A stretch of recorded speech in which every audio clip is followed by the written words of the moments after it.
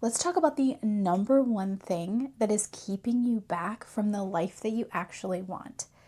I hear all the time people have these goals, they have these dreams, they have these things that they want from their life, and they're just not quite there. They're just not quite getting the results that they want. And specifically in the Catholic Christian space, I see over and over and over again the same story. Now, I'm going to tell this story, and if you're seeing that some of what your thoughts or actions may be relate to this person in this story, just keep your ear out for those things, okay?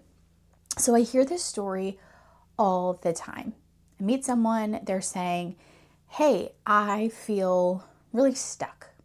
I'm stuck in the life that I have. I can't find anyone to date. The dating apps are atrocious.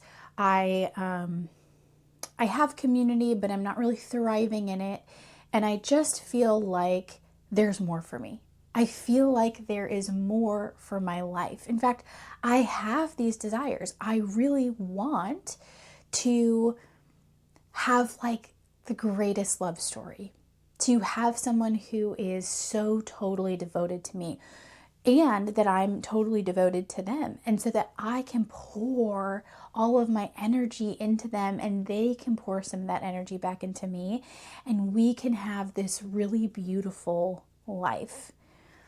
And having that beautiful life also looks like having a family, growing our love, having this be an extension of who we are.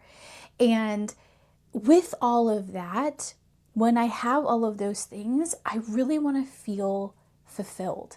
Like I have reached the potential that I have, that has become actualized, that I will feel like a full human. And I hear this all the time, right? This is what people want. And a lot of times what we are taught in the Catholic space specifically is that, all the things that we want, we can get on the other side of prayer. Okay, let me back up. Let me explain what that looks like. So in this story, these people who are saying, I want all these things, the only thing that they're actually doing is praying about it. And I hesitate to be so blunt in this because prayer is not a bad thing. Prayer is incredible. It's beautiful. It's so necessary. And in fact, if we're not praying enough, we should be working on that, right? But the pitfall that I see a lot of people, especially Catholics, fall into is this repetitive pattern of just pray about it. Just pray about it. And if God really wants that thing to happen for me, then he'll make it happen. And there's nothing wrong inherently about that statement. God will make anything happen if he so chooses. However, where the issue comes in is when we are not then doing the things that God has either explicitly asked us to be doing, or we know through the way that we were created, these actions should be taken. What do I mean by all of that? So going back to our example, our story here, if someone is desiring, right, this family, this great love story, but they are a hermit and they're just praying that the Lord will drop off this great love story on their doorstep one day, what do you think the actual outcome of that might look like? It's probably not going to look like the way that that person is praying about it thinks it will happen, right? I like the story of a man who is just lost at sea. He's on like a little rowboat and he lost his oar at sea. So he doesn't have anything to row and he is just lost in this expanse of water and there are storms threatening and there's night coming, and he is desperate. So he prays and he's like, Lord, I want to live. Come and save me. Come and save me. I know you can save me. And a little while after he prays, there's a fisher boat carrying fishermen, and they come up alongside him. He's like, "Oh my goodness, are you stranded? Are you okay? Here, jump in, and we will bring you to shore. We'll get you where you need to go." And the man says, "Oh no, no, no, no, no! Don't worry about it. Yes, I am struggling. Yes, I need an oar. Yes, I need to get to shore. However, God's gonna save me. He's gonna save me. Okay, he's got this. We're good." So the fishermen are like, "Okay, confusing, but I guess we'll see you later." And a little bit more time goes by, and he's praying, "God, like, when are you gonna come save me? I'm here. I'm dying." And then there's another ship that comes by, and this is a military ship, and they are very equipped to saving people out in the expanse of the ocean. And the ship, the military people on the ship are going to the man and saying, "Hey, you need help. Like, let me help you. Jump in and we'll take you to shore. We'll get you to where you need to go." And the man says, "No, no, no, no, no. Don't worry. We're good. God's coming to save me. He's going to save me. I prayed about it. We're great." Right? So with much convincing, the military ship just moves on. And the man again is praying, "God, when are you going to come save me? Like, I want to live. You made this life for me. I don't want to waste it, right? Can you come save me now?" And the man feels like the Lord is just going to save him. So time passes, and this man, because he did not accept the help, actually dies. And upon being in the throne room of the Lord and talking with him, asked him, "Hey, why didn't you come save me? I begged you, I prayed, and you didn't come to save me." And God says to him, "Actually, I sent several people to come, and you didn't accept their help." Now, I love this story for several reasons, especially with what we're talking about, for two specific reasons. Okay. The first, this man who is praying about what he wants, right? He wants to be saved. He wants to live his life. He wants to do all of these things, is praying very specifically for a solution. And the solution also looks like taking action. And for that person, he maybe didn't expect that. Maybe he expected, just to be picked up out of the boat, over the ocean, and placed on dry land by the Lord. But what the Lord had offered to him were people who would help him, and yet it required of him trust. It required of him saying, "Yes, this is God's plan. Yes, this is for me. He sent this for me, and I have to take that leap. I have to actually get up out of this boat, and I have to get into this unfamiliar boat, and I have to meet these people who are strangers right now, and then I have to go with them. I have to travel with them to get to the other side. And then I will get what I really want."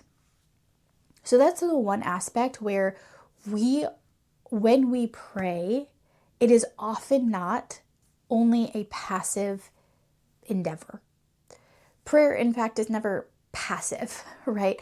Prayer is very active in and of itself. We pray a lot. We are coming to the Lord. We are presenting ourselves in the place where we can have this divine encounter with God, which is what He designed us for. He wants us to come to Him and have this divine encounter with Him.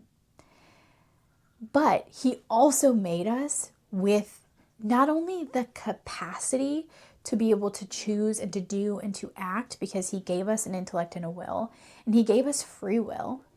So he not only gave us the capacity for that, but because that's his actual design for us, he desires us, he wants us, he needs us to do those things. He needs us to act. He needs us to be doing these things. So when we come to him in prayer, that is an activity. We are going to him.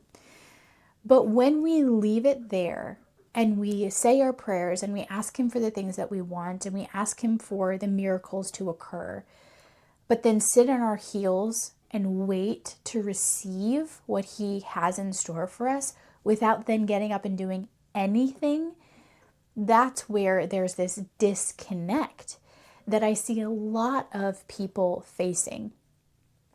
And I tend to be a little bit harsh on this point because I see it so much that it's actually been my prayer recently to have my heart softened and transformed by the power of prayer, because I do think it's so important, and it is, and it has been quite the journey to soften my heart to that, because prayer is so essential. And I don't want that to be the message, that it's not, but that it is not the whole picture.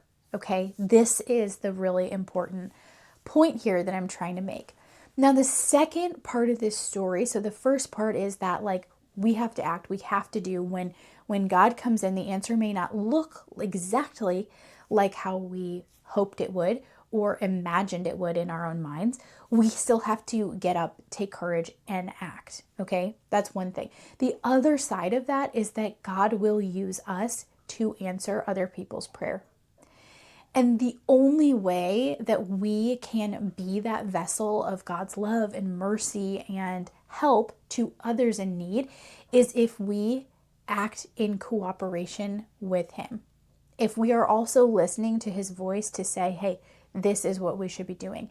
If we are also living our lives in the way that we have the expanse, we have the capacity to reach beyond ourselves and help someone in need. These are all things that come from taking action. These are all things that come from taking responsibility for your life. Taking responsibility for your life is the most underrated thing that will transform lives. That's why I started off this video by saying, we're going to talk about that one thing that, if you do, will help you not hold yourself back anymore. This is what we're talking about, responsibility. Now, why do I say responsibility? Why isn't it just action? Because action can help you get there, right? It's a part of responsibility, but responsibility is a little bit more expansive. It's a little bit more like right on the money. And what I mean by that is responsibility has many things within it. When you think of someone who's being responsible, right, you typically think of them doing the right thing, using the gifts and the talents that they have or the resources at their disposal responsibly, right, in kind of what they have. And what that means is really looking at, okay, what do I have at my disposal and how can I use it to the best of my ability without abusing it? Okay, so that's one aspect of responsibility. Another aspect of responsibility is when you choose to do something, you're also taking on the consequences of that action. You are the one responsible for the action being taken. So you're responsible, yes, for the good outcome. You can be really proud of that. You can use that to help propel you and motivate you to continue doing the responsible thing. And also, you are responsible for the things that you choose to do that maybe harm other people, or that maybe don't put your best interests at heart, or that maybe put you back on your growth journey in the long run, right? That responsibility of that choice and being the one responsible is so critical. It is so crucial that you are the one responsible for your decisions and your actions on this earth, because we are, right? But having that knowledge and having that conviction that no, we are responsible is key, because we are moral creatures. What does that mean? It means that the things that we do don't just impact us, but it impacts others. And it doesn't just impact us or others, but it has an eternal effect.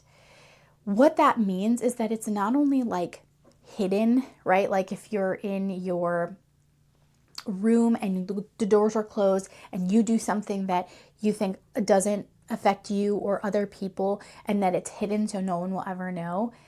That's not true. We're moral beings. So not only is it changing us, does it have an impact on us. Also, because it changes us and has an impact on us, it affects how we treat other people, how we get into a relationship with others, how we do all of those things, and it has an impact in eternity. This is why it is so crucial to take responsibility for your life. Now, when I talk about taking responsibility for your life, it's not necessarily that we are grasping, that we are taking something that is not ours, that we are saying, hey, I want to be the author of my own life. I want to do whatever it is that I want to do. Now, again, we have that capacity because God created us with free will. We have that capacity, but that is not what he wants us to do, right? So this is where this tension comes in of there is a way to go that will bring us the most life, the most happiness, the most joy, will help us get to the things that we want to do eventually with the most amount of fulfillment and purpose, okay? So there is that way. But we also have this pull towards, you know what, I think I might know better. I think I might know the way to do this that doesn't, that isn't the long way, that isn't the way that people should be going. I think I found a shortcut. Now that is very possible. That's what a lot of people choose to do. And that is, part of life because we are made with that capacity. But that isn't God's call for us, right? And that's where this cooperation with God's will and God's plan for our lives is so vital. This is where that cooperation comes in. So when I say we're taking responsibility for our own lives, when I say we're being the leading ladies in our own lives, we are being that main character, we are stepping into that responsibility, that isn't ignoring God's role in our lives. That isn't the opposite of prayer, right? That isn't the opposite of let me pray about it. It is the marriage of that. It is the bringing together how we're following the Lord, how we're listening to his voice, what we're asking him for. And I'm the only one responsible for my life. No one's going to come save me. Christ already came and saved me. I can't expect anyone else to put the things that I want in my life in my lap. Okay. So we're taking these two things together and we are merging them. This is where we want to live. This is the area that we want to live. And here's why we want to live there. Because God is the creator, right? He is the master creator. He's very creative, right? And he created you and he created me. And because we are made in his image and his likeness, we also have the capacity to create. He's the grand creator. We're not at his level by any means, but we also can create. We are creative beings.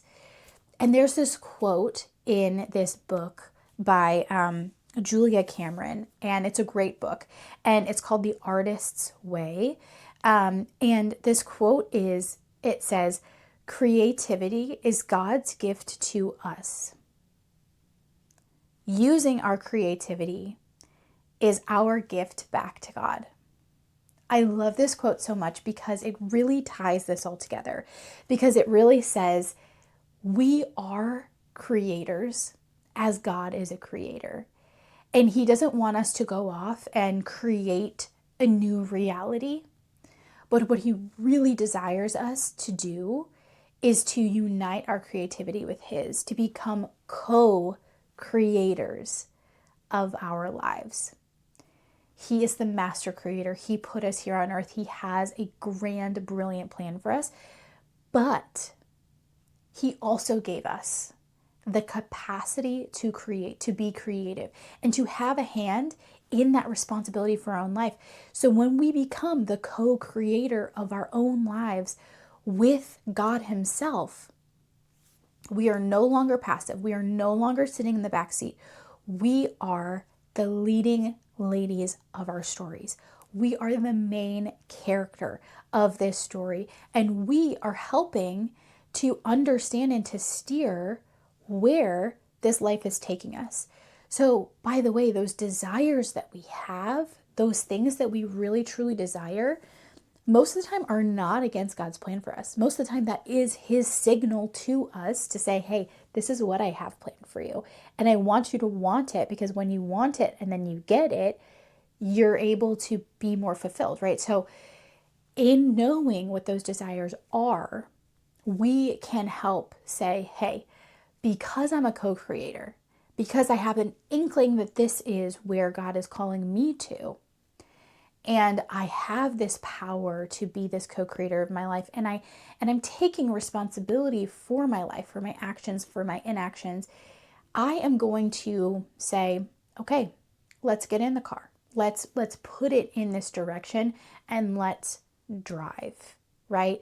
This is so essential, and this is the thing that will help you get from being stuck in whatever you're stuck in to living the life that you always desired to live.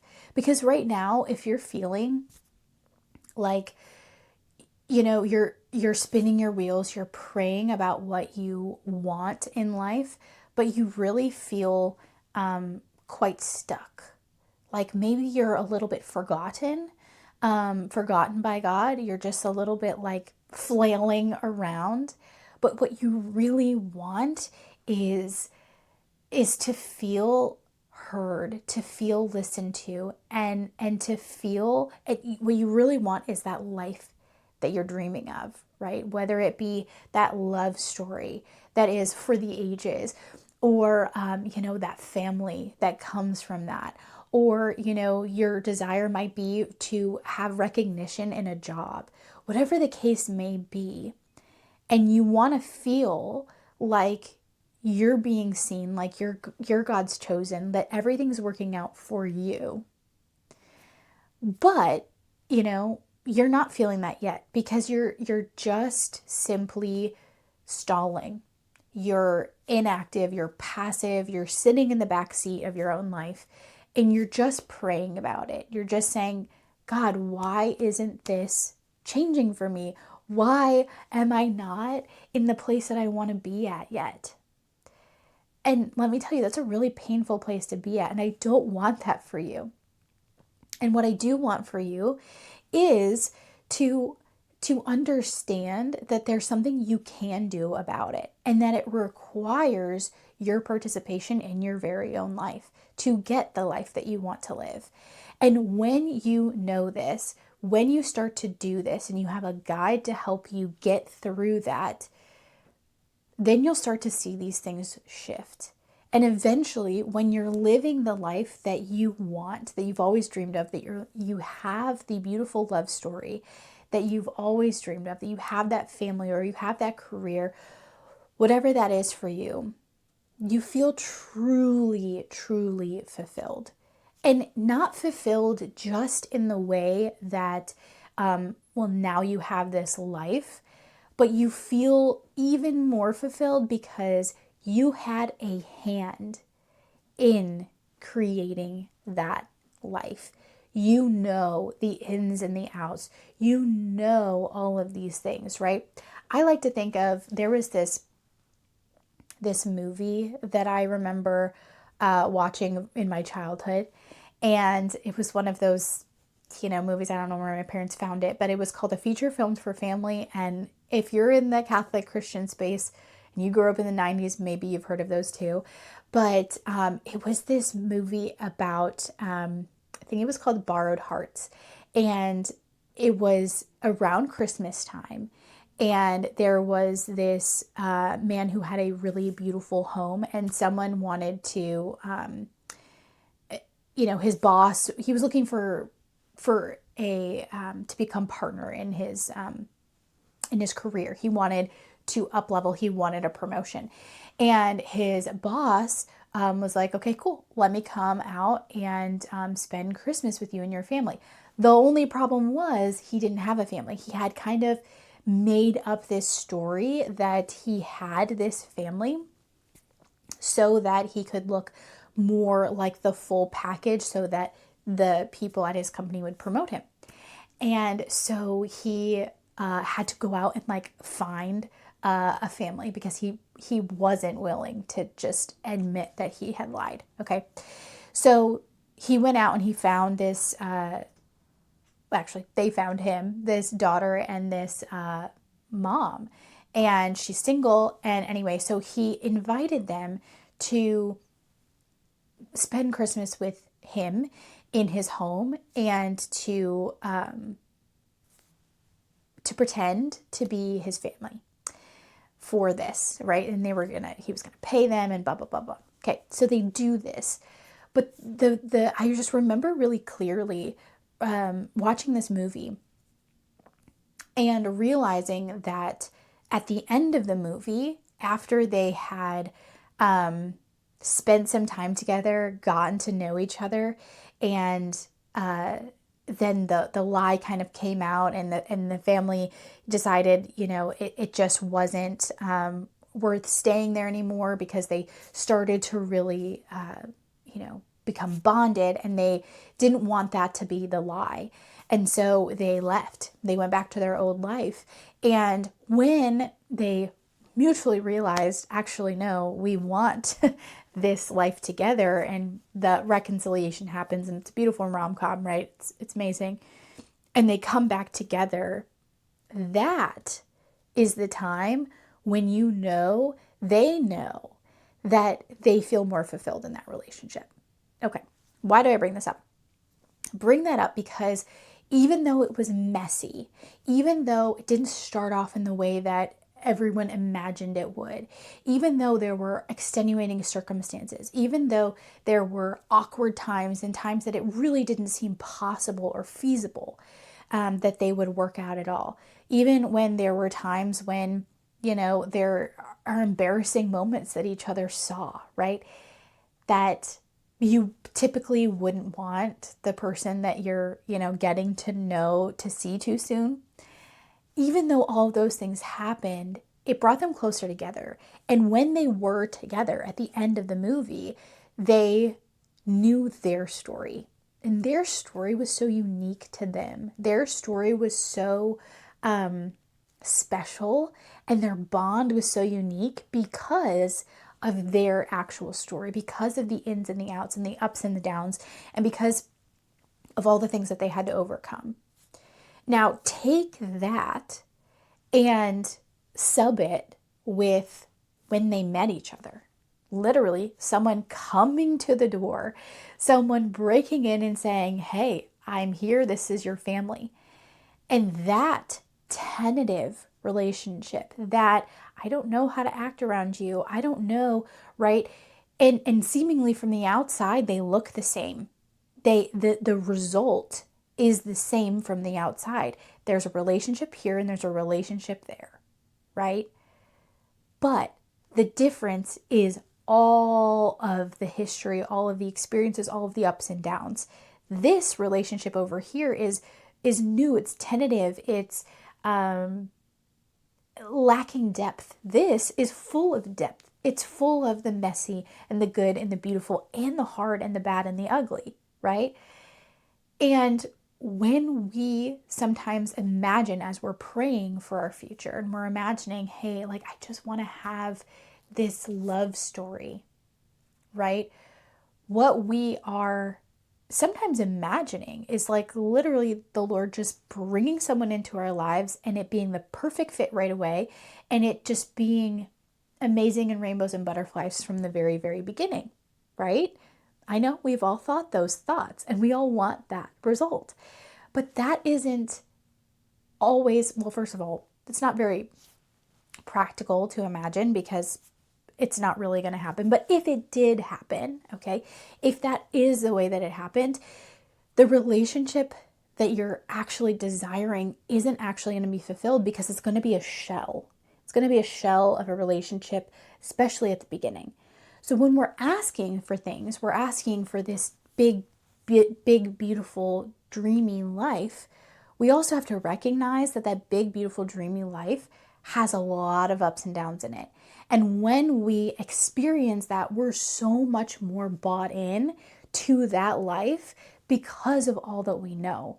It's not something that should deter us, it's actually something that draws us in. And so when we have a hand in our own lives, when we are in the leading lady role, when we are taking responsibility for our own lives, we see that transformation. We see the ups and downs. We experience it.